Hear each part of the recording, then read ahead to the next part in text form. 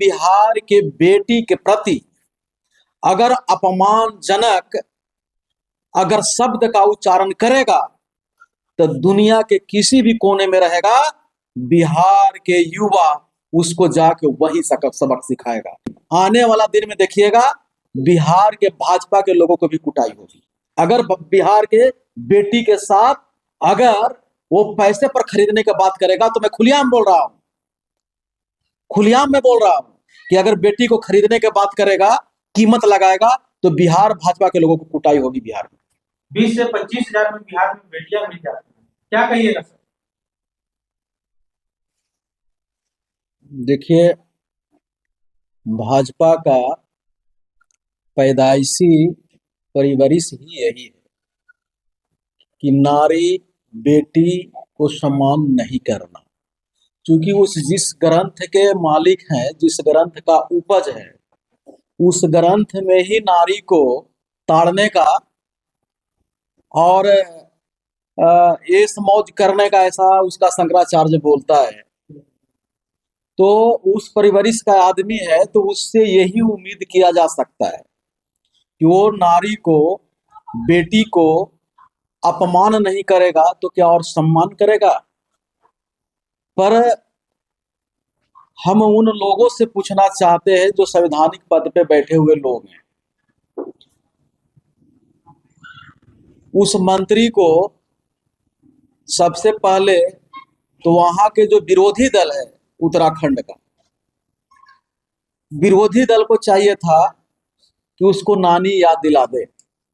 दूसरा, बिहार बिहार के जो भाजपा के लोग हैं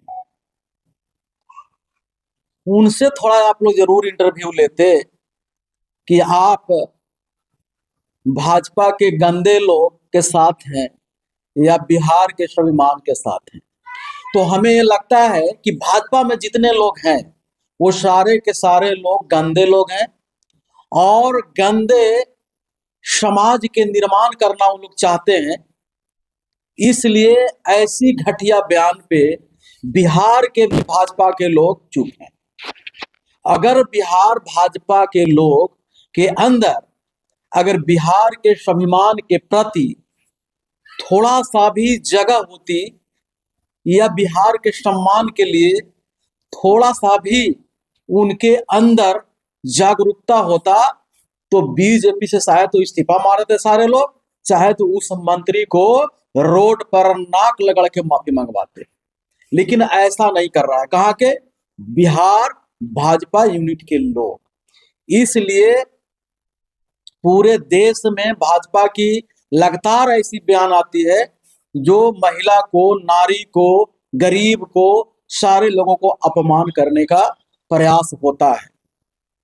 लेकिन हम लोग इसकी तैयारी कर रहे हैं कि अब कोई भी बिहार के बेटी के प्रति अगर अपमानजनक अगर शब्द का उच्चारण करेगा तो दुनिया के किसी भी कोने में रहेगा, बिहार के युवा उसको जाके वही सबक सिखाएगा, अब पीछे नहीं हटेगा। ऐसे भी बिहार का ये रहा है, बिहार के लोगों को चाहे चले जाइए मुंबई में चाहे दिल्ली में, वो सबको जानता है कि ये लोग जो होते हैं स्वाभिमान से समझौता नहीं करते हैं, ये मजदूरी करना पसंद करेंगे पर सम्मान को बेचना पसंद नहीं करते हैं और अपने सम्मान के लिए मरने और मारने के लिए तैयार रहते हैं। ऐसा पूरे देश के लोग जानता है।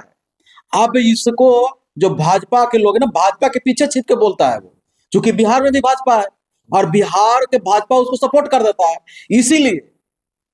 लेकिन आने वाला दिन में देखिएगा बिहार के भाजपा के लोगों को भी कुटाई होगी। अगर बिहार के बेटी के साथ अगर वो पैसे पर खरीदने की बात करेगा तो मैं खुलेआम बोल रहा हूं, खुलेआम में बोल रहा हूं कि अगर बेटी को खरीदने की बात करेगा, कीमत लगाएगा, तो बिहार भाजपा के लोगों को कुटाई होगी बिहार में। जब मोदी जी के मां के ऊपर में शायद कुछ कहा गया था, उसको लेकर के जो है बीजेपी पूरा सड़क पे उतर गई थी और आंदोलन वगैरह किया था। लेकिन आज बिहार की बेटियों पे सवाल या अपमान की बात आ रही है तो उसमें बीजेपी खामोश रहती है, चुप रहती है, कहीं कुछ नहीं बोलती। आखिर ऐसा क्यों? मैं एक लाइन में कह दिया कि ये परिवरिश उन लोगों का वैसा ही है, क्योंकि यहाँ पे सब मोदी का गुलाम है। मोदी का गुलाम है। यहाँ नारी का सम्मान की बात नहीं होती है। और आप कह रहे हैं मोदी की माँ को, तो मोदी जी तो खुद अपने फायदे के लिए माँ को लाइन में लगा दिए थे। वो गर्मी के मौसम में, ठंडा के मौसम में, तो एकदम मैं एक लाइन में कहता हूं कि यहाँ नारी को सम्मान नहीं है। हाँ, वो अपने वोट के फायदे के लिए पक्ष में विपक्ष में होते रहते हैं। मोदी के माँ की गाड़ी दिया, तो माँ को गाड़ी दिया उससे मतलब नहीं था, मतलब था कि इस चुनाव में फायदा कैसे उठाया जाए। इसलिए बाकी मैं पूरे के भाजपा को मैं बता रहा हूँ, पूरे भाजपा का ये परवरिश है नारी खिलाफ, चाहे वो खुद की माँ क्यों ना हो, खुद की बहन क्यों ना हो, वो उसके खिलाफ होते हैं। समतामूलक संग्राम दल इसके लिए क्या आंदोलन करने वाले हैं? देखिए, ये सिर्फ आंदोलन से मामला फरियाने वाला नहीं है, ये एक वैचारिक लड़ाई है। क्योंकि मनुस्मृति जो है महिला के खिलाफ है, और हम लोग चाहते हैं भारतीय संविधान को, क्योंकि भारतीय संविधान जो है नारी हो, नर हो, नारी हो या थर्ड जेंडर का मामला हो, ये सभी को भारतीय संविधान समान रूप से देखती है। तो वो मनुस्मृति को लाना चाहते हैं तो उनकी व्यवहार में दिखता है, और हम लोग भारतीय संविधान को जो लागू है उसको हम लोग और आगे लेके चलना चाहते हैं, जब तक भारत जगत गुरु ना बन जाए, या तो दुनिया में कोई फिर इससे अच्छी कोई विचार ना आ जाए जो मानवतावादी हो, तब तक हम भारतीय संविधान को हम लोग चाहते हैं। तो इसलिए हम लोग वैचारिक लड़ाई लड़ रहे हैं, और वो जरूरत पड़ेगी तो उस वैचारिक लड़ाई के साथ साथ हम लोग रोड पर राजनीतिक लड़ाई भी लड़ेंगे। लेकिन अबे हमें लोगों को तैयार करना है। जब तक हम लोगों को तैयार नहीं कर पाएंगे, समाज में समता, स्वतंत्रता और बंधुत्व और समानता की बात नहीं फैलेगी, तब तक रोड पर लड़ना सिर्फ पॉलिटिकल स्टंट होगा, उससे कोई परिवर्तन होने वाला नहीं है। लेकिन रोड पर लड़ाई भी जारी रहना चाहिए। जब तक रोड की जो गलियां हैं वो सुनी हो जाएगी ना, तो संसद आवारा हो जाएगी। ये संविधान भी चलाने वाले लोग बोलते हैं।